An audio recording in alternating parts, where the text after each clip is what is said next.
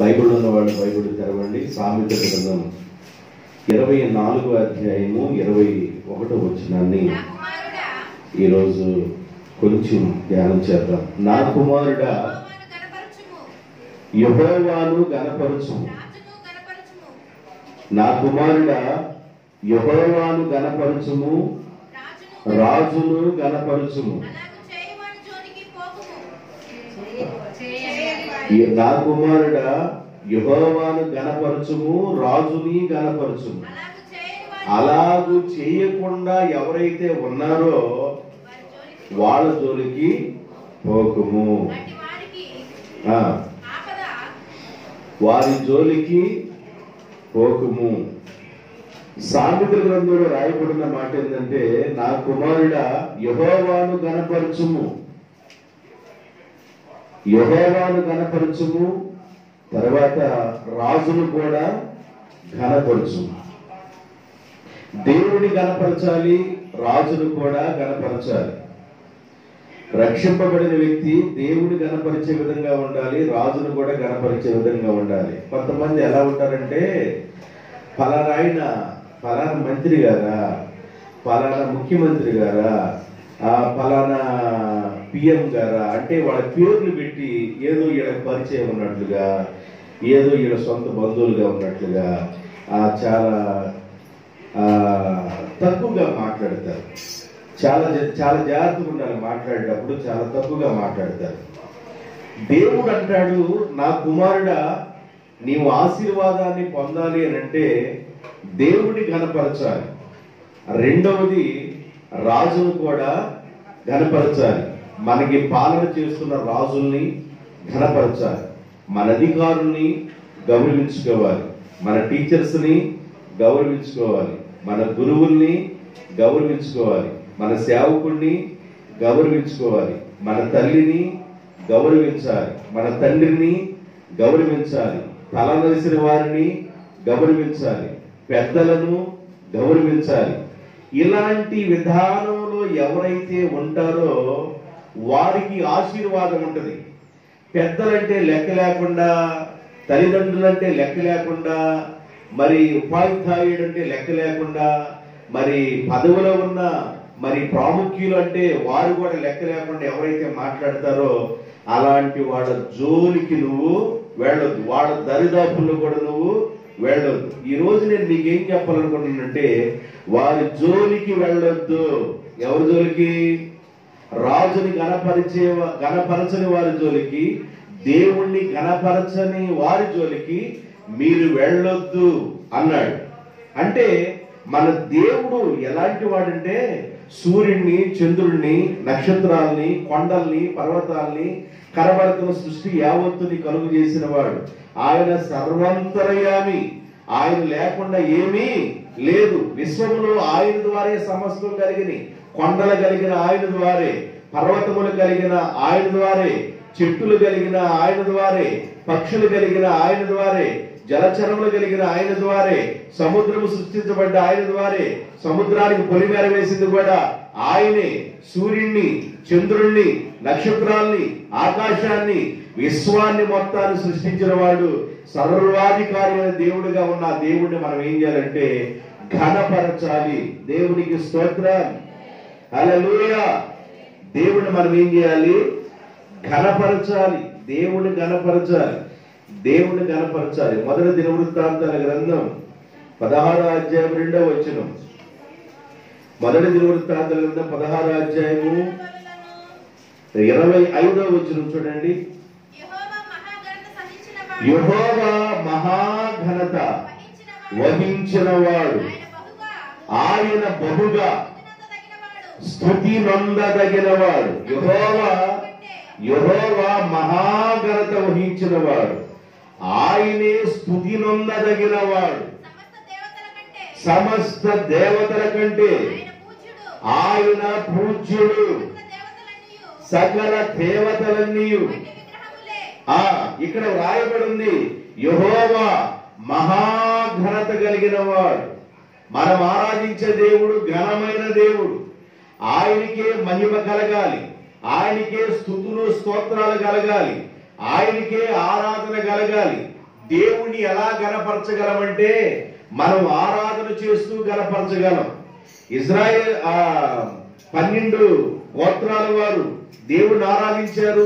24 పెద్దలు, 4 జీవులు పరలోకంలో సింహాసనాల మీద ఆ 24 పెద్దల ఆసీనులై ఉండి 4 జీవులు, కోట్లాను కోట్ల దేవదూతలు, 6 రెక్కలు కలిగిన దేవదూతలు 2 రెక్కలతో ముఖాన్ని కప్పుకొని, 2 రెక్కలతో శరీరాన్ని కప్పుకొని, 2 రెక్కలతో ఎగురుతూ యెహోవా పరిశుద్ధుడు, యెహోవా పరిశుద్ధుడు, యెహోవా పరిశుద్ధుడని దేవుణ్ణి గణపరుస్తూ ఉన్నారు, గాన ప్రతిగానం చేస్తున్నారు.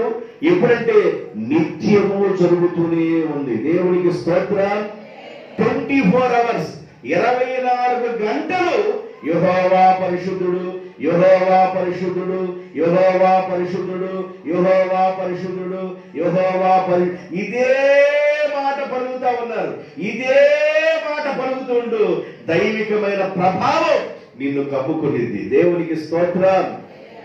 పరిశుద్ధుడు, పరిశుద్ధుడు, పరిశుద్ధుడు అని నిత్యము దూతలతో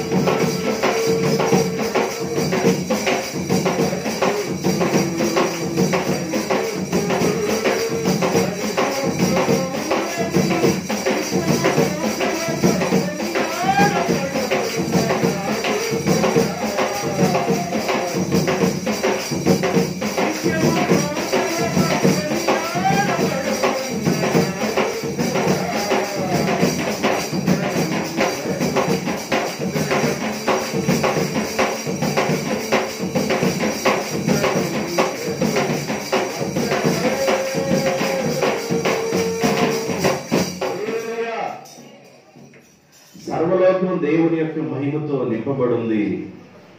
పరలోకంలో ఉన్న దూతలు, పరలోకంలో ఉన్న పెద్దలు దేవుణ్ణి గణపరుస్తున్నారు. అయ్యా, సర్వలోకం నీ మహిమతో నింపబడును నాయన. దేవా, నీవు పరిశుద్ధుడవయ్యా, నీవే పరిశుద్ధుడవు, నీవే పరిశుద్ధుడవు, నీవే పరిశుద్ధుడని 24 పెద్దలు, 4 జీవులు, కోటాను కోట్ల దేవదూతలు దేవుణ్ణి ఘనపరుస్తున్నారు. నీ నోటి ద్వారా దేవుణ్ణి ఘనపరుస్తూ ఉండాలి. దేవునికి స్తోత్రం. నీ ఆరాధన ద్వారా దేవుణ్ణి ఘనపరుస్తూ ఉండాలి. నీ ప్రవర్తన ద్వారా దేవుణ్ణి ఘనపరుస్తూ ఉండాలి. దేవునికి స్తోత్రం. మన ప్రవర్తన దేవునికి సరిపోయిన విధంగా ఉండాలి. నీ ఆరాధన ద్వారా దేవుని గణపరచాలి. నీ ఆరాధన ద్వారా కాదు, నీ మాటలు కూడా, నీ మాటల ద్వారా దేవుని గణపరచాలి. యెహోవాను గణపరచకుండా ఎవరైతే ఉంటారో వారి జోలికి నీవు వెళ్ళొద్దు. రాజుని గణపరచకుండా ఎవరైతే ఉంటారో వారి జోలికి నీవు వెళ్ళొద్దు. రాజులంటే దేశాన్ని పాలన చేస్తున్నవారు. ఇంతకుముందు చంద్రబాబు గారు పాలన చేశారు, ఇప్పుడు జగన్ గారు పాలన చేస్తున్నారు. ఎవరు పాలన చేసినా ఆ సీటులో కూర్చోబెట్టేది దేవాది దేవుడే. దేవునికి స్తోత్రం. రాజులను గద్దెక్కించువాడు, రాజులను కుర్చీలో కూర్చోబెట్టేవాడు దేవుడే. రాజులతో సమముగా పెంటకుప్ప మీద ఉన్న దీనులను, దరిద్రులను రాజులతో సమముగా కూర్చోబెట్టేవాడు కూడా దేవుడే. కనుక రాజుని గణపరచాలి, అధికారులను గణపరచాలి, నీకున్న ఉపాధ్యాయులు గణపరచాలి, టీచర్స్ ని గౌరవించాలి. కొంతమంది టీచర్స్ చూస్తే వాళ్ళ ఫ్రెండ్ లాగా ఫీల్ అవుతారు. టీచర్ అని ఫ్రెండ్ అవుతారా? టీచర్ నీ ఫ్రెండా? టీచర్ టీచరే, టీచర్ ఫ్రెండ్ కాదు. మనకి చదువు నేర్పించారు, ఆయన ఉపాధ్యాయుడు. ఒకవేళ ఆ చిన్న వయసులో ఆయన జాబ్ రావచ్చు, నీవు కూడా ఆయన మీద బాగా ఎత్తుగా పెరిగి ఉండొచ్చు. ఏది పెరిగినా ఆయన టీచరే, నీవు విద్యార్థివే. దేవునికి స్తోత్రం. నీవు గౌరవించాలి, ఉపాధ్యాయుని గౌరవించాలి, నీ సేవకుడిని నువ్వు గౌరవించాలి, నీ తల్లిని నువ్వు గౌరవించాలి, నీ తండ్రిని నువ్వు గౌరవించాలి, వారిని నువ్వు ఘనపరచాలి. భూమి మీద తల్లి తండ్రిని ఎవరైతే ఘనపరుస్తారో వారు భూమి మీద దీర్ఘాయుష్మంతులు అవుతారు. దేవునికి స్తోత్రం. నీ తల్లిని తండ్రిని నువ్వేం చేయాలంటే భూమి మీద ఘనపరచాలి. నీ తల్లిని తండ్రిని ఘనపరచాలి. మత్తయి సువార్త 15:4 ఒక మాట ఉంటుంది. 15:4 తల్లి తండ్రిని ఘనపరచమనియు తండ్రినైనను తల్లినైనను దూషించువాడు తప్పక మరణము పొందవలెననియు దేవుడు సెలవిచ్చెను. తల్లినైనను తండ్రినైనను ఘనపరచవలెను, తల్లినైనను తండ్రినైనను దూషించువారు తప్పక మరణమగుదురు అని దేవుడు సెలవిచ్చాడు. కాబట్టి మనం ఏం చేయాలంటే దేవుని గణపరచాలి, రాజుని గణపరచాలి, మన తల్లిని మన తండ్రిని ఘనపరచాలి. ఎందుకు దేవుని గణపరచాలి అంటే ఆయనే మనం సృష్టించాడు. ఆయన సర్వంతర్యామి, సర్వ సృష్టికర్త, సర్వలోకం ఆయన మహిమతో నింపబడింది. ఆయన బలిష్టమైన హస్తాలలో మన భద్రపరుస్తున్నాడు. మన జీవం ఆయన చేతిలో ఉంది, మన ఊపిరి ఆయన చేతిలో ఉంది, మన ప్రాణం ఆయన చేతిలో ఉంది. కనుక మనం ఏం చేయాలంటే దేవుణ్ణి ఘనపరచాలి. ఒకటి స్తుతుల మూలముగాను, ఆరాధన మూలముగాను, మన ప్రవర్తన మూలముగాను మనం గౌరవించాలి, స్తుతించాలి దేవుణ్ణి. దేవా, ఈ మేలు చేసినందుకు నీకు స్తోత్రాలు, ఈ సహాయం చేసినందుకు నీకు స్తోత్రం. స్తోత్రం అనే మాటకు అర్థం ఏంటంటే దేవుడిని మహిమపరచుట. వాళ్ళేది స్తోత్రం స్తోత్రం స్తోత్రం స్తోత్రం అంటారంటే స్తుతి అంటే దాని అర్థం ఏంటంటే దేవునిని మహిమపరచుట. ఇశ్రాయేలులు చేయు స్తోత్రాల మీద దేవుడు ఆసీనుడిగా ఉంటాడు. చిన్నపిల్లలు చేయు స్తోత్రాల మీద దేవుడు ఆసీనుడిగా ఉంటాడు. స్తుతి చేయుట యథార్థవంతులకు శోభస్కరము.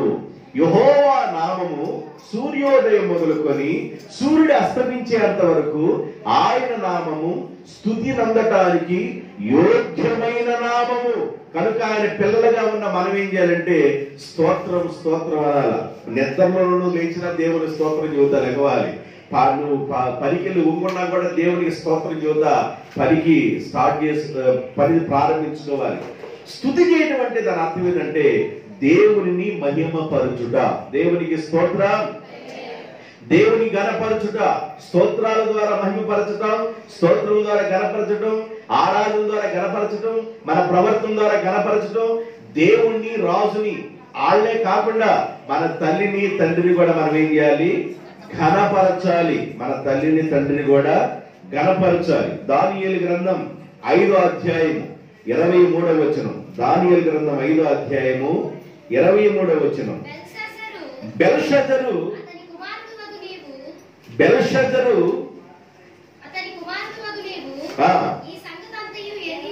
ఈ సంగతంతయు ఎరిగియుండియు నీ మనసును అణుసుకొనక పరలోకమందున్న ప్రభువు మీద నిన్ను నీవే హెచ్చించుకొంటివి. ఎట్లనగా నీవును నీ అధిపతులను నీ రాణువులను నీ ఉపపత్తులను దేవుని ఉపకరణములలో పోసి త్రాగవలనని వాటిని తెప్పించుకొని వాటితో త్రాగుచు చూడనైనను విననైనను గ్రహింపనైనను చేతగాని ఎత్తడి ఇనుము కర్ర రాయి అని వాటితో చేయబడిన గాని నీ ప్రాణమును దేవుని గణపరచలేదు. బెల్షజరు దేవుని గణపరచలేదు. దేవుని గణపరచని బెల్షజరు ఆయన ద్రాక్షరసం పోసుకొని దేవుడు ఎవరో తెలియకుండా, దేవుని ఉపకరణాలు ఏదో తెలియకుండా, దేవుని వస్తువుకున్న విలువేదో తెలియకుండా, దేవుణ్ణి గణపరచకుండా ప్రవర్తించాడు బెల్షజరు. ఆ బెల్షజర్ కాలంలోనే చాలా విషయాలు రాయబడి ఉన్నాయి. దేవుణ్ణి ఘనపరచని బెల్షజరు. దేవుని బిడ్డలారా, రాజులుగా ఉన్నవారు కూడా దేవుని ఘనపరిచారు. మీకు ఒక మాట చెబుతాను వినండి. ఫిలాతు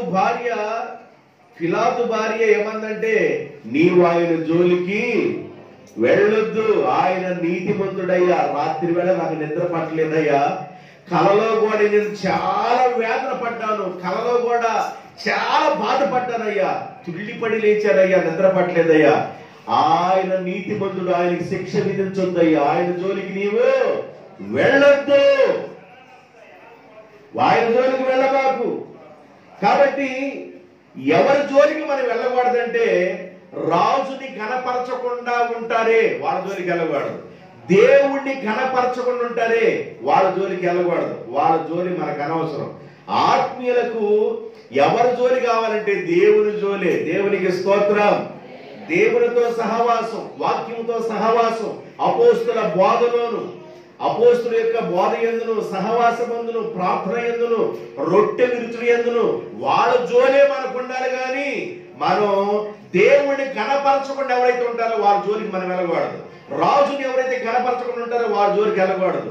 ఈ రాజు దేవుణ్ణి ఘనపరచని రాజు. ఇష్టానుసారంగా ప్రవర్తించాడు. ఈయన తన ఇష్టం వచ్చినట్లు ప్రవర్తించాడు. దానియేలు గ్రంథం 6వ అధ్యాయంలో 21, 22 వచనాలు రాయబడి ఉన్నాయి. దానియేలు గ్రంథం 6వ అధ్యాయము 21, 22 ఒకటి చదవండి. అందుకు దానియేలు, రాజు చిరకాలము జీవించునుగాక, నేను నా దేవుని దృష్టికి నిర్దోషిగా కనబడితెను గనుక ఆయన తన దూతను పంపించి సింహములు నాకు ఏ హాని చేయకుండా వాటి నోళ్లు మూయించెను. రాజా నీ దృష్టికి నేను నేరము చేసిన వాడును కాను కదా, రాజు చిరకాలము జీవించునుగాక. దానియేలు తీసుకెళ్లి రాజు ఆజ్ఞ ప్రకారం సింహాల గుహలో వేశారు. సింహాల గుహలో పడ్డ దానియేలుని దేవుడు కాపాడాడు. సింహాలు కూడా దానియేలుని ముట్టలేదు. ఆ తెల్లవారి నిద్ర పట్టని ఆ రాజుగారు, నెబుకద్నెజరు రాజుగారు వచ్చి అంటాడు, ఇటు చూసి, అయ్యా నీ దేవుడు నిన్ను రక్షించాడా అంటాడు. ఆయన సింహాల గుహలో ఉండి, ఇదిగో నీ ఇష్టం వచ్చిన శాసనాలు నువ్వు చేసి నన్ను సింహాల గుహలో పడేశావు, అసలు నీ తగునా, నీవు రక్షించకపోయినా నా దేవుడు రక్షించాడని చెప్పొచ్చు. ఆయన అలా చెప్పలా, రాజుని గణపరిచాడు. దేవునికి స్తోత్రం. రాజు చిరకాలము జీవించునుగాక. నీకు ఎవరైనా అన్యాయం చేస్తే వాడు కనపరుస్తావండి? అన్యాయం చేసేవాడు కనపరుస్తామా? నీకు ఆపద తలపెట్టిన వాడిని కనపరుస్తామా? అసలు మనం కనపరుస్తామా? మనకు వచ్చింది అసలు ఆలోచన. ఈయన ఏం చేశాడంటే, రాజా నీవు చిరకాలం జీవించునుగాక, నీవు చిరకాలం బ్రతుకయ్యా అని దీవించాడండి. దీవించాడు దానియేలు. దానియేలుని సింహాల గుహలో పట్టడానికి ఆ రాజే ఆజ్ఞ జారీ చేశాడు. ఆయన ఆజ్ఞ జారీ చేయకపోతే దానియేలు సింహాల గుహలోకి వెళ్ళడం. సింహాల గుహలోకి వెళ్ళిన దానియేలు దేవుడు కాపాడి సింహాలతో చెప్పాడు, ఇదిగో నా కుమారుడు దానియేలు వస్తున్నాడు, ఎల్లెన్ని చూపులు చూడబాకండి, ఇష్టానుసారంగా చూడబాకండి, నా కుమారుడు భయపెట్టే విధంగా చూడబాకండి, మౌనంగా పక్కన పడుకోండి అన్నాడు. సింహాలు మౌనంగా ఉండిపోయి స్నేహితులతో స్నేహం చేస్తున్నట్లుగా ఉన్నాయి. అర్థమవుతుందా? సింహాలు స్నేహితులతో స్నేహం చేస్తున్నట్లుగా పడుకునే మెదలకుండా ఉన్నాయి. ఏం చేయలా. దానియేలుని వచ్చి రాజుగారు పిలుస్తున్నాడు, ఓ దానియేలు నీ ప్రభు నిన్ను రక్షించాడా? అప్పుడు అంటాడు, రాజు చిరకాలము ఉండునుగాక. అర్థమైందా? దానియేలు రాజుని గణపరిచాడు. రాజుని గణపరచకుండా ఎవరైతే ఉంటారో వాళ్ళ సహవాసం చేయబాకండి. ఇప్పుడు మనం ఎవరు సహవాసం చేయొచ్చు? దానియేలు సహవాసం చేయవచ్చు. అంటే దానియేలు దేవునికి బహుప్రియుడిగా ఉన్నాడు. దానియేలు దేవునికి ఇష్టంగా ఉన్నాడు. ఆయన ప్రార్థనాపరుడు, ఆయన నమ్మకస్తుడు. దైవ సన్నిధానంలో గంటల గంటల తరబడి ప్రార్థన చేసే ప్రార్థనాపరుడు. ఆ ప్రార్థనాపరుడు దానియేలు అంటే దేవుడికి ఎంతో ఇష్టం. కాబట్టి దానియేలు రాజుని కనపరిచాడండి. రాజు చిరకాలము జీవించునుగాక అని. ఎవరైనా నీకు ఏదైనా కీడు తలపెట్టి ఏదైనా ఒక ఆపద సంభవింపజేదని చేశారనుకోండి, మనం వాళ్ళని దీవించలేము. దీవిస్తామమ్మా? దీవిస్తాము. ఏమైనా పొదుపు రూపులు ఎవరైనా వ్యతిరేక మాట్లాడితే రేపు వాళ్ళ పక్కన చూస్తావా? చూడాలి కాబట్టి తప్పగా చూడతావు, కానీ బాధతో చూడతావు. మనం గనపరచం. ఆ మైండ్లోకి వెళితే ఆశీర్వాదాలు వచ్చునుగాక. ఆమేన్ చెప్పండి. హల్లెలూయా. ద్వితీయోపదేశకాండం 26వ అధ్యాయము 19వ వచనం. 26వ అధ్యాయము 19వ వచనం. 26:19 అంటే మూత అర్థం కావట్లేదా? నా వాయిస్ అర్థం కావట్లేదా? అసలు మీకే పడతలేదా? 26:19 తాను సృజించిన సమస్త జనుల కంటే నీకు కీర్తి ఘనత పేరు కలుగునట్లు నిన్ను హెచ్చించుదునని దేవుడు సెలవిచ్చినట్లు నీవు నీ దేవుడైన యెహోవాకు ప్రతిష్ఠిత జనమై ఉందువని యెహోవా ఈ దినమున ప్రకటించెను. నీ దేవుడైన యెహోవాయే నీకు పేరు ఇవ్వాలన్నా, కీర్తి ఇవ్వాలన్నా, ఘనత ఇవ్వాలన్నా నీ దేవుడైన యెహోవా ద్వారే నీకు ఘనత వచ్చింది. నీ దేవుడైన యెహోవా ద్వారే పేరు వచ్చింది. నీ దేవుడైన యెహోవా ద్వారే కీర్తి వచ్చింది. దేవుడే నిన్ను గణపరచాలన్నా, మంచి పేరు ఇవ్వాలన్నా, కీర్తి ప్రతిష్టతలు ఇవ్వాలన్నా, సిరి సంపదలు ఇవ్వాలన్నా దేవుని ద్వారా కలుగుతాయి. ఎప్పుడంటే నీవు నాకు ప్రతిష్ఠిత జనముగా ఉండాలి. దేవునికి స్తోత్రం. ప్రతిష్ఠిత జనం, ప్రతిష్ఠించబడిన వారు ఉన్నారు, ప్రతిష్ఠిత లేని వారు ఉన్నారు. దేవుని పిల్లలుగా ఉన్నవారు దేవుని కోసం ప్రతిష్ఠించుకోవాలి. దేవా నీ కొరకు బ్రతుకుతాను. కొంతమంది భక్తి ఎలాగుండిద్దంటే అవ్వాయి సువ్వాయి లాగుండిద్ది. అవ్వాయి సువ్వాయి తెలుసుగా, దీపావళికి ముట్టేస్తారు. అవ్వాయి సువ్వాయి కాపా అనేది ఆగి కింద పడి. అలా ఉండకూడదు. నీ భక్తి స్థిరముగా ఉండాలి. దేవునికి స్తోత్రం. భక్తిలోనూ స్థిరంగా ఉండాలి. దేవుడు నీకు ఘనతనివ్వాలన్నా, దేవుడు నీకు పేరునివ్వాలన్నా, దేవుడు నీకు సిరి సంపదనివ్వాలన్నా, దేవుడు మరి కీర్తినివ్వాలన్నా ఆయనకు నీవు ఎలాగంటే ప్రతిష్ఠితమైన జనము. లోకంలో కొంతమంది జనం దేవునికి వేరుగా ఉంటారు, దేవునికి దూరంగా ఉంటారు, ఇష్టానుసారంగా బ్రతుకుతా ఉంటారు. అలాగా బ్రతికేవాడితో నువ్వు ఉండకుండా దేవుని జనాంగంతో నువ్వు ఉండాలి. ప్రతిష్ఠించబడి ఆయనతో నీవు బ్రతకాలని ఆశతో నువ్వు బ్రతుకుతున్నప్పుడు కొద్ది కాలం ఇబ్బందులు పడినా దేవుడిని ఏం చేస్తాడంటే, కొద్ది కాలం ఇబ్బందులు పడ్డట్టున్నా, నిందలు పడ్డట్టున్నా, అవమానాలు పడ్డట్టున్నా, బాధలు అనుభవిస్తా ఉన్నా, శ్రమను అనుభవిస్తున్నా, వాటన్నిటిలో నుండి దేవుడి నిన్ను ఉన్నతంగా పైకి లేవనెత్తాడు. దేవునికి స్తోత్రం.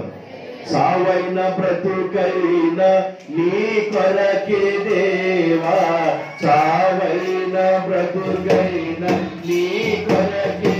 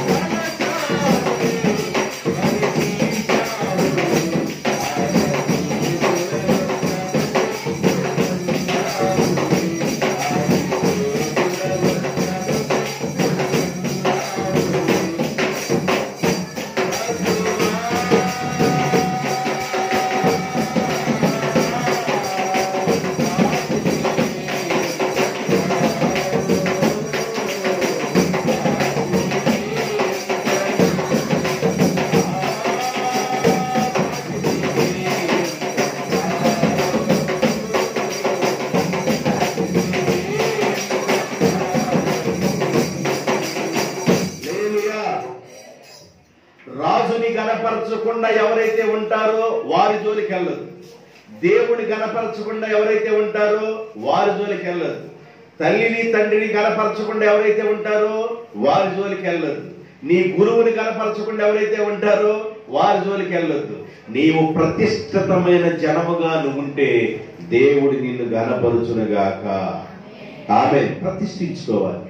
ప్రతిష్ఠించుకోవడం అంటే ఏంది? కొంతమంది ప్రతిష్ఠించుకుంటారు. భర్త మారలేదనుకండి, లేదన్నా బిడ్డల్లో ఏదన్నా ఆపద వచ్చిందనుకండి, హిందువులుగా ఉన్న వాళ్ళు ఏం చేశారంటే, నిలువు దోపిడి ఇచ్చేస్తానయ్యా, నా మీద ఏమైతే ఉన్నాయో నిలువు దోపిడి అంటే దాని అర్థం ఏంది? టాప్ టు బాటం ఏమైతే ఉన్నాయో నగలు గాని నట్ర గాని ఏమైతే ఉన్నాయో అవి మొత్తం నిలువు దోపిడి. ఈ ఆపదలో నుండి గాని ఆపద ముక్కుల వాడ మమ్మల్ని గాని విడిపిస్తే నిలువు దోపిడి ఇస్తారని నిలువు దోపిడి అని ఉండిళ్ళు వేసేస్తుంటారు. అర్థమైందా? దేవుడు అన్నాడు, నీ దోపిడి వద్దు, ఏవద్దు, నీవే దేవునికి ఒక జనము కావాలి. నీవే ఒక కానుక కావాలి, నీవే దేవుని కోసం బ్రతకాలి, తీర్మానం చేసుకోవాలి.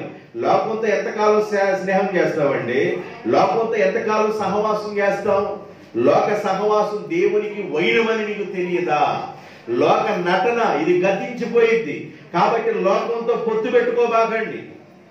ఇలాంటి వారు జోలికి వెళ్ళబాకండి. ఎలాంటి వారు జోలికి వెళ్ళొద్దు? దేవుణ్ణి ఎవరైతే ఘనపరచరో వారి జోలికి వెళ్ళబాకండి. రాజుని ఎవరైతే ఘనపరచరో వారి జోలికి వెళ్ళబాకండి. తల్లిదండ్రులు ఎవరైతే ఘనపరచరో వారి జోలికి వెళ్ళబాకండి. పెద్దలు ఎవరైతే ఘనపరచరో వారి జోలికి వెళ్ళబాకండి. తల నలిసిన వారిని ఎవరైతే ఘనపరచరో వారి జోలికి వెళ్ళబాకండి. తల నలిసిపోయిన వారిని కొంతమంది ఏం చేస్తారంటే హేళనగా మాట్లాడతారు. తల నలిసిపోయిన వాళ్ళని, పెద్దల్ని హేళనగా మాట్లాడతారు కొంతమంది.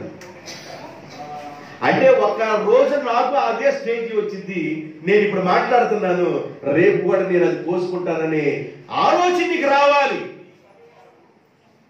ఈ రోజున మాట్లాడావు, రేపు నీతో మాట్లాడేవాడు నీలో నుండి వస్తారు.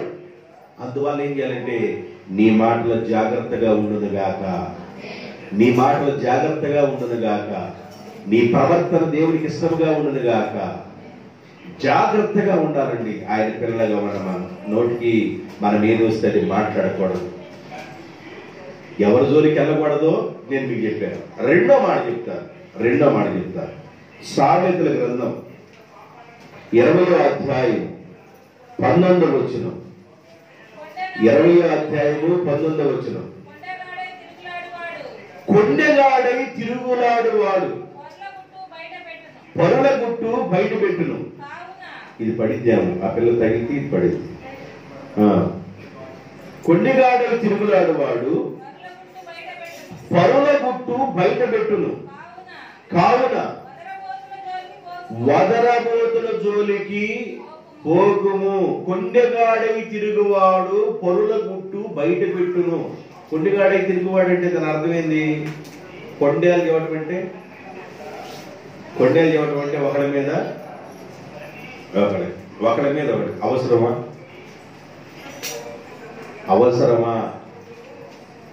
ఒకళ్ళ మీద ఒకళ్ళకి మనం ఏదన్నా చెప్పటం మనకు అవసరమా? మనకు అనవసరమైన వాటి జోలికి వెళ్ళకూడదు. కొండెగాడై తిరుగువాడు పొరుల గుట్టు బయట పెట్టును. నీకు అవసరమా?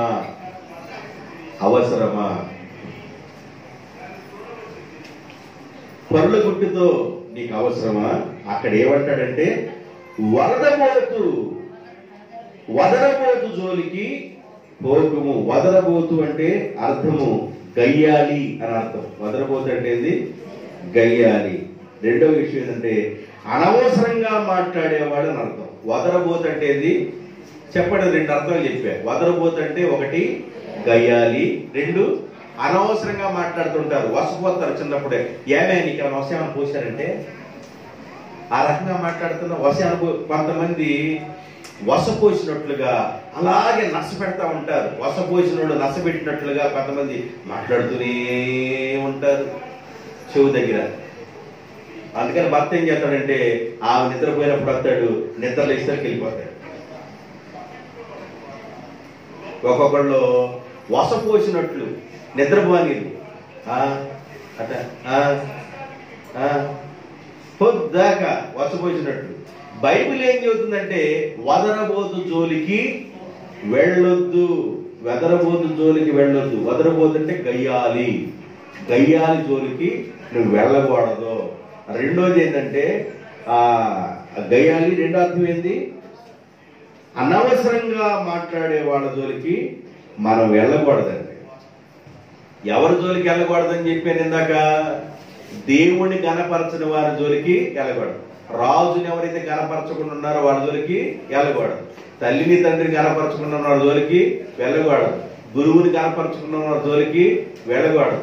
ఎవరి జోలికి వెళ్ళాలి?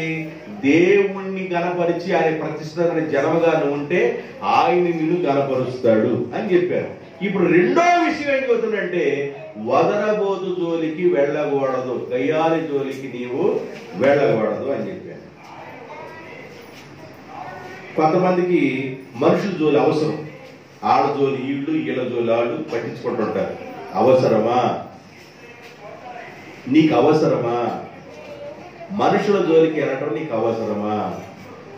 మన జోలి మనం చూసుకుంటే చాలు. దేవునికి స్తోత్రం. ఎవరు జోలికి ఎవరు వెళ్ళకూడదు. ఆ వెళ్ళటం అనేది మంచిది కాదు. పరాయి వస్తువుని ఎందుకంటే పెళ్లికి వెళ్తుందంట కాదు. చిన్నమ్మ తాడెత్తావా అని అడిగిందంట. తాడెత్తికి గురేసి పాటంట. నీ తాడు లేదు, తాడెత్తావా? ఆవేదో పాపం 4 శవర్లు చేయించుకుంది అనుకో, తాడెత్తావా? సరే చిన్నమ్మ అంద కదా బిడ్డ అని తాడిచ్చిందంట. పిల్లుకి వెళ్ళి ఎవడు తెచ్చుకొని పోయాడు తాడు. నీకు అవసరమా? తాడు నీకు అవసరం? పొరుగు సొమ్ము నీకు అవసరమా? నీకున్న దాంతో తృప్తి పొందు. దేవునికి స్తోత్రం. నీవు లేని ఎందుకు? నీకు ఉన్నదాంతో తృప్తి పొందు. వాయిదాలు సమ్మాను మొత్తం ఎందుకు అవసరమా నీకు? ఆ మధ్య వాయిదాల సొమ్ము మొత్తం దిగేసుకొని వెళ్తుందంట. కానీ దొరికింది తడుకుని వెళ్తుందని ముక్కు అమ్మడగొట్టు లాగాడంట. ముక్కు చీల్చుకొని వచ్చిందంట. లాక్కుని పోయాడంట. ఒరే మాయిదారోడా, అది బంగారం కాదురా, వాయిదాల సొమ్మరా. వాయిదాల సొమ్మ? వాయిదాల సొమ్ము ఏదో బంగారం కదా అర్థం కావట్లేదు కొంతమందికి. వాయిదాల సొమ్ము అంతా దిగేసుకుని తిరుగుతూ ఉంటారు. అవసరమా? ఒక యజమానురాలు ఇంట్లో పని చేస్తుందంట. ఒక పని మనిషి పని చేస్తుంది. రూములు మొత్తం అన్ని ఊడుస్తా, గదులు మొత్తం ఊడ్చి వారి బట్టలు గుంజి వాళ్ళ అంటులతో ఆమె వెళ్తా ఉంటుంది. ఆమె జీతం ఇస్తూ ఉంటారు. ఒక రోజు ఏం చేశారంటే ఆ ఇంట్లోకి ఒక మంచి బెడ్ తీసుకొచ్చారంట. అసలు కూర్చుంటే మామూలుగా ఒక మూర రోజు కింద కాపుతుంది ఉంటుంది. ఏది? బెడ్. దిండ్లకి వెళ్ళి చూసిందంట, బెడ్కి వెళ్ళి చూసిందంట. చూసి ఉడుతా బెడ్ మీద కూర్చుంటే ఎట్టగుండిద్ది అనుకొని కూర్చోవద్దు. నా ఎగిరి ఇది ఎట్టగుండిద్దని ఎగిరిందంట. ఇది భలే పాపందండి. బెడ్ మీద కూర్చొని నాకు ఎగిరి అసలు పడుకుంటే ఎట్టాగుండిద్ది అనుకున్నాను. పడుకున్నాను. దొప్పుడు ముసుకేసుకుంటే ఎట్టాగుండిద్ది అనుకున్నాను. ముసుకేసుకున్నాను. ఈ యజమానురాలు ఏం చేసిందంటే బయటకు వెళ్ళింది. ఇవన్నీ లోపల ఈ కార్యక్రమం చేస్తుంది ముసుకేసుకొని. ఈ లోపు మా ఆయన వచ్చాడేమోనని ఈ తింగరది వచ్చి ఆ ముసుగులో దూరిందంట. ఏ తింగరదే? ఆ ఇంట్లో ఉన్న తింగరది వచ్చి ఈ ముసుగులో దూరిందంట. మా ఆయన వచ్చాడేమో అలసిపోయి అప్పుడే ముసుగేసేసాడు మా ఆయన అని ఆ ఇంటిది ఆ యజమానురాలు వచ్చేసి ఆ తింగరది ఈ ముసుగులో దూరింది. ఏళ్ళెద్దరట్టు పడుకుని జరిగి పావు గంట కాడు వచ్చాడు. ఏమిటి? ఇంటి యజమాని వచ్చాడు. ఇది ఎప్పుడు నుంచి ఉంది వ్యవహారం? అసలు ఏంది? అసలు ముసుగులో ఉంది ఎవరు? ఆగిడికి అర్థం కాదు. అసలు ఏంది వ్యవహారం అని ఆ మూలన్న రోకలు తీసుకొని పటామని కొట్టాడంటే ఇద్దరిని. ముసుగు తెరిచి చూస్తే పని మనిషి. ఏమంటే అర్థమవుతుందా? కొందరు శాస్త్రాలు ఎలాగుంటాయంటే ఇట్లా ఉంటాయి వ్యవహారం. అర్థమైందా? అర్థం చేసుకో. అందువల్ల ఎవరి జోలికి ఎవరు పోకూడదు. దేవునికి స్తోత్రం. ఎవరి జోలికి ఎవరు పోకూడదు. జాగ్రత్తగా ఉండటం నేర్చుకోవాలి. జాగ్రత్తగా ఉందుగాక. చెప్పండి, జాగ్రత్తగా ఉందుగాక. ఆమె చెప్పండి, జాగ్రత్తగా ఉందుగాక. నువ్వు ఎవరి జోలికి వెళ్లకుండా ఉందుగాక. ఎవరి నోట్లో నోరు వేయకుండా ఉందుగాక. ఎవరి గురించి విమర్శించకుండా ఉందుగాక. నీ జోలు నువ్వు చూసుకుందుగాక. బాగా అర్థమైందనుకోండి. వెళ్తే ఏమో జరిగింది చెబుతా. మీకు చెప్పకపోతే మీకు ఏం తెలియదు. అందుకని మీకు చెప్ప 26వ అధ్యాయం సామెతల గ్రంథం 17వ వచనం. 26వ అధ్యాయం 17వ వచనం. తనకు పట్టని జగడమును గూర్చి రేగువాడు దాటిపోవుచున్న కుక్క చెవులు పట్టుకొని వాడుతో సమానుడు. మీకు జాగ్రత్తగా అర్థమైందా? తనకి పట్టని జగడమును గూర్చి రేగువాడు. ఎవరో జగడం వాడుకుంటున్నారు, బాధపడుతున్నారు. దాంట్లో నువ్వెందుకెళ్ళి రాగాలి? అవసరమా? తనకి పట్టని జగడమును గురించి రేగువాడు. అసలు జగడం నీది కాదు. నీది కాని జగడంలో నీవు ఎంటర్ అయిపోయి నీవు పరపర రేగేవనుకో, బైబిల్ ఏం చెబుతుందంటే దాటిపోవచ్చున్న కుక్కల చెవులు కొట్టుకుంటే ఏం జరిగింది? కుక్క ఏం చేసింది? మమ్మీ ఏంటి అలా పట్టుకున్నావు అనిద్దా? దాటిపోతున్న కుక్క చెవులు పట్టుకుంటే ఏమనిద్దండి కుక్క? మమ్మీ నా చెవులు పట్టుకున్నావేంటి అనిద్దా? పట్టుకున్న చెవులు జాడిచ్చి నిన్నేం చేసింది? కండలు లాగేసింది. అర్థమైందా? బండి మీద వెళ్తున్నాడు ఒక ఆయన దావులు ఆయన వెళ్ళొద్దు బర్రని కుక్కేది వచ్చిందంట, లాగి పఠామంది అన్నాడు అంట. ఒకటి బండి పద్ధతి ఆడిపోయాడు, కుక్కకి శాంతి దొరికింది, ఒకటే తిరుగు లాగటానికి వచ్చింది కండ. అర్థమైందా? అందుకని ఏమంటారంటే జోలికి వెళ్ళబాకు, చక్కదనం ఏంది మీకు అర్థం కావట్లేదు. మీకు అసలు సావిత్రి అర్థం కావా? బైబిల్ చెబుతుంది దాటిపోవచ్చున్న కుక్క జోలికి నువ్వు వెళ్ళబాకు అని. అంటే దాని అర్థం ఏంటంటే ఎవరి జోలికి వెళ్ళకూడదంటే నీది కాని విషయంలో నీవు రేగి ఎంటర్ కాబాకు. దేవునికి స్తోత్రం. అర్థమవుతుందా? బైబిల్లో ఒక ఎగ్జాంపుల్ చెప్తా మీకు, బైబిల్లో నుండి చూపిస్తా, జాగ్రత్తగా వినండి. దావీదు భక్తుడి మీదకి వాళ్ళ కుమారుడే యుద్ధం చేసి వాళ్ళ నాన్న చంపాలనుకున్నాడు, వాళ్ళ తండ్రిని చంపాలనుకున్నాడు కుమారుడు. తండ్రి ఆ కుమారుడి మీద ప్రేమతో వాడికి దూరంగా బ్రతుకుతున్నాడు. వాడంటే ప్రేమ ఎక్కువ, కుమారుడు అంటే ప్రేమ ఎక్కువ. అందువల్ల నా కుమారుడికి అర్థం కాని స్టేజ్లో ఉన్నాడు, వాడికి ఏం చెప్పినా వినే స్టేజ్లో లేడు, అందువల్ల వాడికి నేను దూరంగా ఉంటానన్నాడు. ఆ కుమారుడు ఎవరి యొక్క ఆధీనంలో ఉన్నాడంటే అహీతోపెయేలు యొక్క ఆధీనంలో ఉన్నాడు. ఎవరి ఆధీనంలో? అహీతోపెయేలు. ఆ పేరు కూడా చూడు ఎంత బాగుందో. అహీతోపెయేలు యొక్క ఆధీనంలో ఉన్నాడు. కొంతమంది పిల్లలకి పేర్లు భలే పేర్లు పెడతారు. దెబ్బమ్మ, చెత్తమ్మ, పెంటమ్మ, తలుపులమ్మ, కిటికీలమ్మ. పేర్లు దొరకలేక దెబ్బమ్మ, చెత్తమ్మ ఇవన్నీ పేర్లు దొరికింది. కొంతమందికి పేర్లు ఏమి దొరికినట్టుగా దెబ్బమ్మ. ఏ దెబ్బమ్మ ఏంది? దెబ్బమ్మ, చెత్తమ్మ ఇవన్నీ పేరు దొరికింది.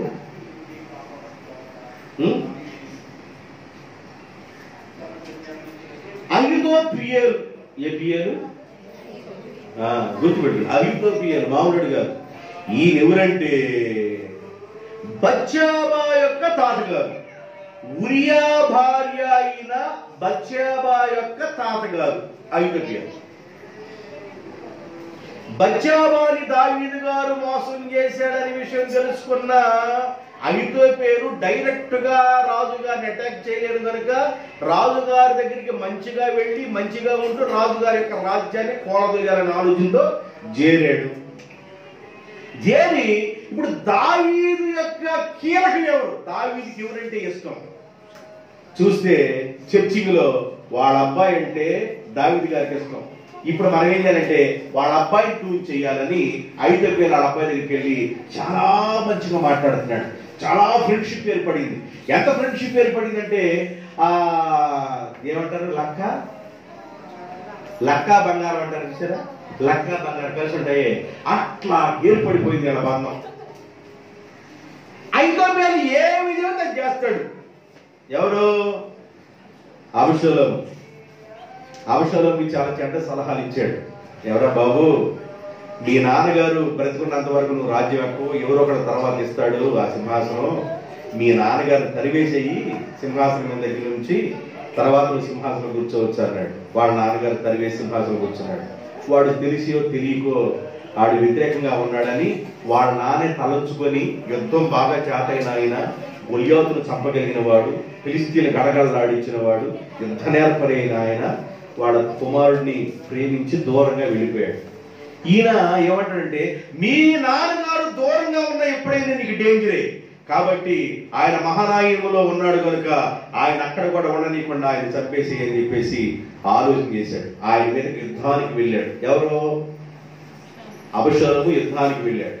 యుద్ధానికి వెళితే యుద్ధానికి వస్తున్నాడని తెలుసుకొని దావీదు దగ్గర ఉన్న యోవాబు, అభిషేక్, యోవాబు అక్క కొడుకు, అభిషేక్ చెల్లెలు కొడుకు, అక్క చెల్లెలు కొడుకు, మేనల్లుళ్ళు అనమాట. మేనల్లుళ్ళు కుడి అడమ భుజాల్లాగా ఉన్నారు దావీదుకి. మేనల్లుడికి మేనమావకి చాలా అటాచ్మెంట్ ఉండిద్దండి. రక్త సంబంధం మేనల్లుడికి మేనమావకి చాలా దగ్గర అవినాభావ సంబంధాలు ఉంటాయి. అటాచ్మెంట్ ఎక్కువ ఉండిద్ది. మేనమావని ఎవరన్నా మేనల్లుడు ఊరుకోడు, మేనల్లుడిని ఎవరన్నా మేనమావ ఊరుకోడు. అంత బాంధవ్యం ఉంటుంది, రక్త సంబంధం అన్నమాట. ఇప్పుడు వీళ్ళు రాజుగారి దగ్గర ఉన్నారు. రాజుగారి దగ్గర ఉండే మామ అనరు, రాజుగారు అని పిలుస్తారు. యోవాబు అభిషేక్ కాబట్టి ఆయన యుద్ధానికి వస్తాడని తెలిసి వాళ్ళతో చెప్పాడంటే, అయ్యా నా కుమారుడికి తెలుసో తెలియకో ఆయన పొరపాటు పడుతున్నాడు, వాడు ఎవరు ఆలోచనలు చేరాడో నాకు అర్థం కాలేదు. మరి నా కుమారుని మీరేం చేయబాకండి, యుద్ధంలో మీరు జాగ్రత్తగా నా కుమారుడు తప్పించండి అయ్యా, వాడిని చంపబాకండి అయ్యా అని చెప్పేసి పంపించాడు. యుద్ధానికి వెళ్తా ఉన్నాడు. వాళ్ళు కూడా దావీదు దగ్గర ఉన్న సైన్యం వచ్చింది. అబషలోం వస్తా ఉన్నాడు. అబషలోం గార్ధభవం మీద గార్ధభవం ఎగురుకుంటూ వస్తున్నాడు. ఎగురుకుంటూ వచ్చేసరికి బాగా గాలి, ఆయనకి ఇంటికులు ఎక్కువ అంట. ఎవరికి? అబషలోంకి ఇంటికి ఎక్కువ, బాగా భలే అందగాడంట ఆయన. అంత అందగాడు ఇజ్రాయెల్లో ఉన్నాడు అనే విషయాలు ఉంటాయి. అంత అందగాడు. ఈ వస్తా ఉండే సమయానికి ఒక చెట్టు మస్తకి వృక్షం దగ్గరికి రాగలే ఈ ఎంటుకలు ఏం చేసినట్టు గాలి లేచి వెళ్ళిపోయి చెట్టుకు తగులుకున్నాయి. కింద నుండి గాడి వెళ్ళిపోయి, కింద నుండి గాడి వెళ్ళిపోగా అయ్యగారు ఏం చేస్తున్నాడు, ఊరేగుతున్నాడటగా ఎంటికలు బట్టి. ఇదే సుందర అదే సుందర అని ఒక బాణం వేసి కొట్టేశాడు మేనమామ. దావీదు యొక్క మేనల్లుడు మేనమామ కొడుకుని బాణం తీసుకొని కొట్టగలే గుండెకి తగిలింది. అక్కడే విలవిల్లాడి చచ్చిపోయాడు. ఈ సంగతి దావీదుకి తొందరగా చెప్పకూడదు. ఈ సంగతి ఎవరికి? దావీదుకి. కొందరికి వదరబోతాడు చూసావా, కొందరికి తొందర ఎక్కువ, నోట్లో మాట ఆగదు. వీళ్ళు ఏం చేశాడంటే ఆళ్ళలో ఒక ఆయన లేచి నేను పరిగెత్తుకుంటూ ముందు వెళ్ళి ఆయన చూతాను అన్నాడు. అక్కడున్న నాయకుడు అన్నాడు, నీకేం పనిరా, నీకేం పని పరిగెత్తుకుంటే వెళ్ళడానికి, నేను నిలమన్నాను, నువ్వు సైనికుడివి, నేనేం చెబితే అదేనా, నిలమన్నానా, నోరు మోసుకో అన్నాడు. బైబిల్ చదవండి 2వ సమూయేలు గ్రంథం 18వ అధ్యాయం 19వ వచనం. సాదోకు కుమారుడైన, ఈ మాట గుర్తుపెట్టుకోండి, అహీమయస్సు నేను పరిగెత్తుకొని పోయి యెహోవా తన శత్రువులందరిని ఓడించి తనకు న్యాయం తీర్చిన వర్తమానము రాజుతో చెప్పేదనగా, యోవాబు ఈ దినమున ఈ వర్తమానము చెప్పతగదు, మరి ఒక దినమున చెప్పవచ్చును. రాజకుమారుడు మరణమాయన కనుక నువ్వు పరిగెత్తుకుంటే వెళ్ళి, అహిమయస్సు నువ్వు పరిగెత్తుకుంటూ వెళ్ళి ఈ వర్తమానం నువ్వు చెప్పకూడదు, ఇప్పుడు తీసుకొని పోదగదని అతనితో చెప్పాను. తరువాత కూషీని పిలిచి, యోవాబు ఏం చేశాడంటే తర్వాత కూషి అనే వ్యక్తిని పిలిచి, నీవు పోయి నీవు ఏమైతే చూసావో నువ్వు చూసిన దానిని రాజునకు చెప్పుమనగా, కూషి పరిగెత్తుకొని రాజు దగ్గరికి వెళ్తుండగా అహీమయస్సు పరిగెత్తుకుంటూ వచ్చాడంట. యోవాబు దగ్గరికి వచ్చి, నేను కూడా పరిగెత్తమంటావా, నీకేం పనిరా, అసలు నీకేం పని, అసలు నీకు పట్టణ జోలికి నీకెందుకు, ఇది నీ జోలి కాదు కదా, నేనేం చెబుతున్నా అది చెయ్యి, అసలు నీకేం పని, ప్రతి దానిలో కోరతావు ఎందుకు నువ్వు, ప్రతి విషయంలో కోరతావు ఎందుకు నువ్వు, నీ విషయం కాని దానిలో నువ్వు దూరబాబు, ఎవరి జోలికి నువ్వు వెళ్ళబాబు. దేవునికి స్తోత్రం. నీది కాని జగడ విషయంలో నువ్వు రేగబాకు, నీవు దూరబాకు, అది నీకు మంచిది కాదు. అహిమయస్సు అనే వ్యక్తి ఏం చేశాడంటే ఈయన దూరతున్నాడు, నేనేస్తా, నువ్వు ఆగరని చెప్పాను నేను. కొంతమంది తొందర ఎక్కువ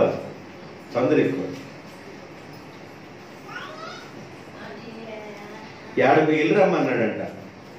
అయ్యా పలానా చోటకి వెళ్ళి పలానా విషయంలో అరే నువ్వు అది ఆ పని చేసి రారా అని నోటి తనకు మునిపోయి వెళ్ళి కూడా వచ్చాడంట. నా మాటలు అర్థమయ్యా? ఏందిరా నేను చెప్పింది కూడా పూర్తి అవ్వకముందే నువ్వు వెళ్ళి వచ్చానంటే వినంటే, నువ్వు ఆ మాట అనంగలే అదేననుకొని వెళ్ళి కూడా వచ్చానన్నాడు.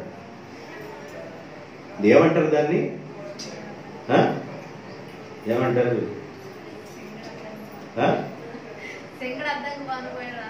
అబ్బో, శంగడు అద్దంకి పోయిన పోలేడు, రాని వచ్చాడు. అరే అద్దంకి వెళ్ళిరారా, అద్దంకిలో పలానా విషయం అద్దంకి అనగా అద్దంకి వెళ్ళి పోయాడంటే రాని కూడా వచ్చాడు. అద్దంకి వెళ్ళి కూడా వచ్చాను అన్నాడు.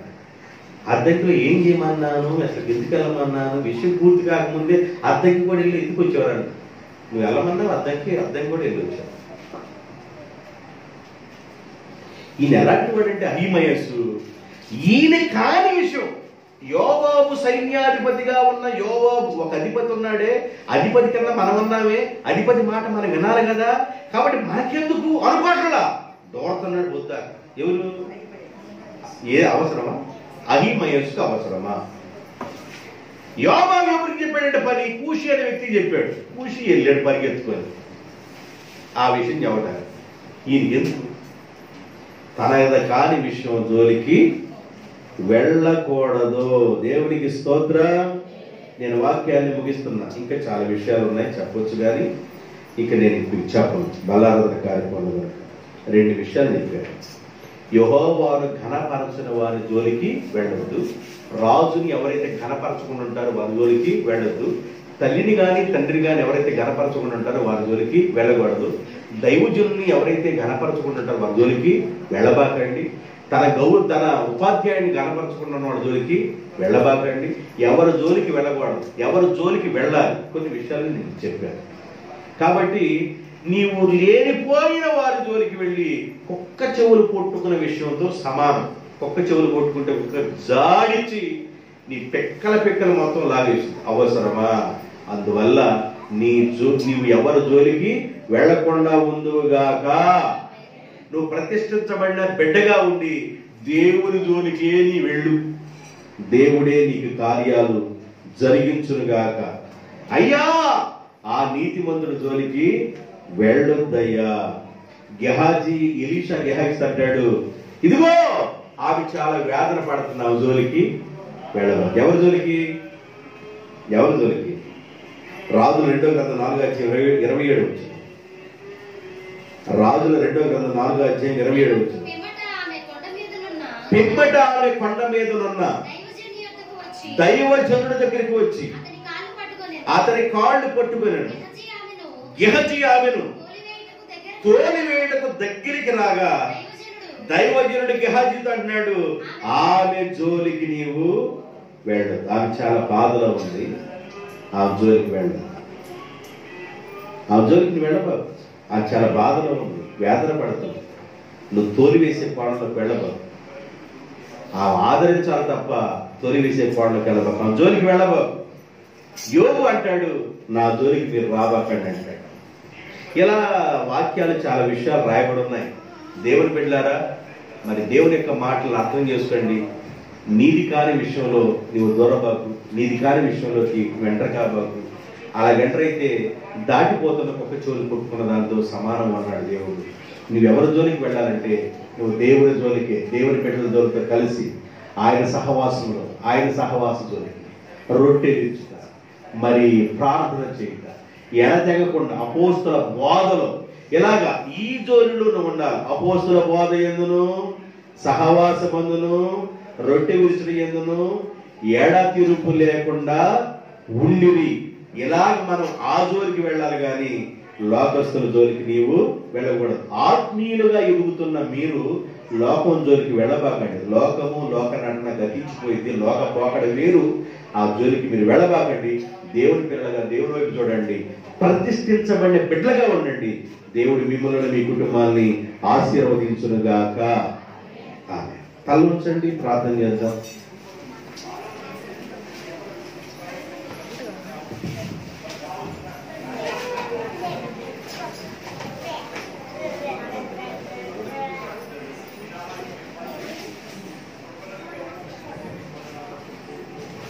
అలాగే ప్రార్థనలో ఉండండి. ఒక్క నిమిషం గమనించండి. బాప్తిజం పొందిన వాళ్ళు ఈ వైపు, ఆ వైపు, 2 వైపులు కూర్చోండి. ఎదురబళ్ళ కూర్చోండి. ఇటున్న వాళ్ళు ఎదురబడగా, అటున్న వాళ్ళు ఎదురబడగా. బాప్తిజం పొందిన వాళ్ళు, బాప్తిజం పొందిన వారు కాస్త ఇటు పక్కకు ముందుకు వచ్చి కూర్చోండి.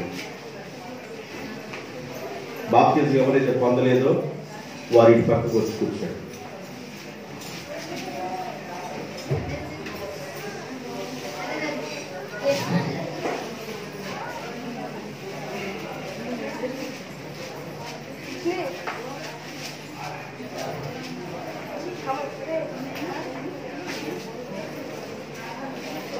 నాకు అడ్డం ఉండకూడదు. బాప్తిజం పొందినవాడు ఎదురబడ కూర్చోండి. చిన్నపిల్లలందరూ ఇటు ముందుకు రండి. చిన్నపిల్లలందరూ అక్కడ లేచి ముందుకు రండి.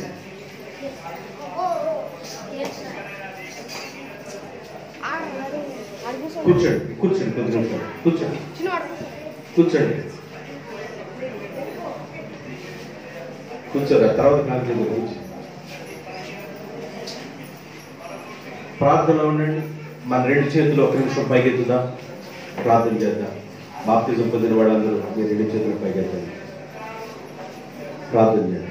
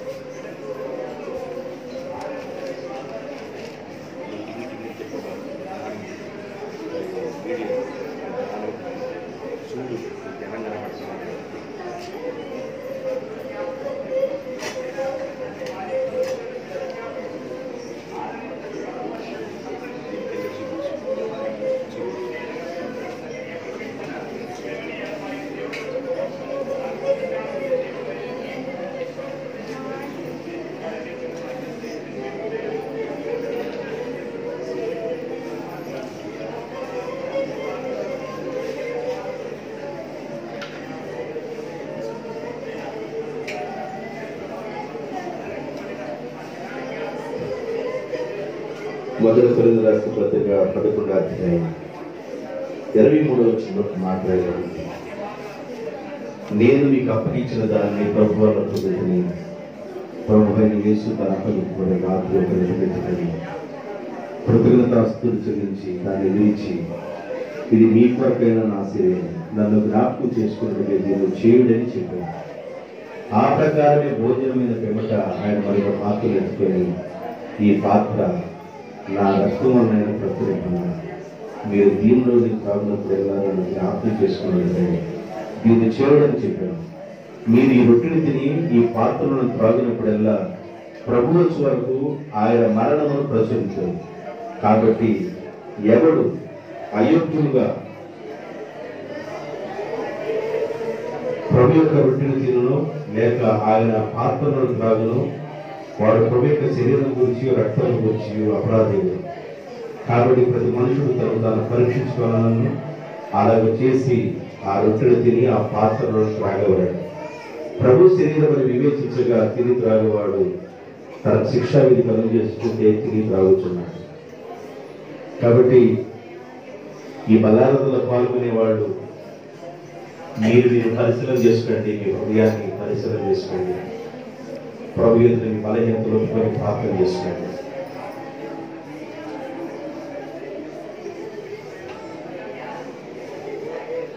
ప్రేమగల తండ్రి, పరిశుద్ధుడైన ప్రభువా, మీకు వందనాలు, స్తుతులు, స్తోత్రాలు. ఈ పాత్రలో ఉన్న రొట్టెను మీ శరీరంగా మార్చండి నాయన. తండ్రి, ఈ పాత్రను ద్రాక్షరసాన్ని మీ రక్తంగా మార్చండి.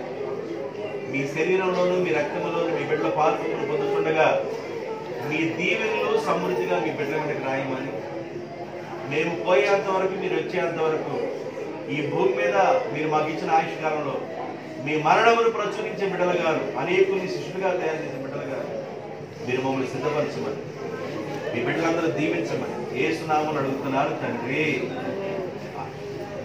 అలాగే ప్రభు రక్తము, ప్రభు శరీరం మిమ్మల్ని సమీపిస్తుంది. మీరు పాలు పంపులు పొందండి, ప్రార్థన చేసుకుంటా ఉండండి.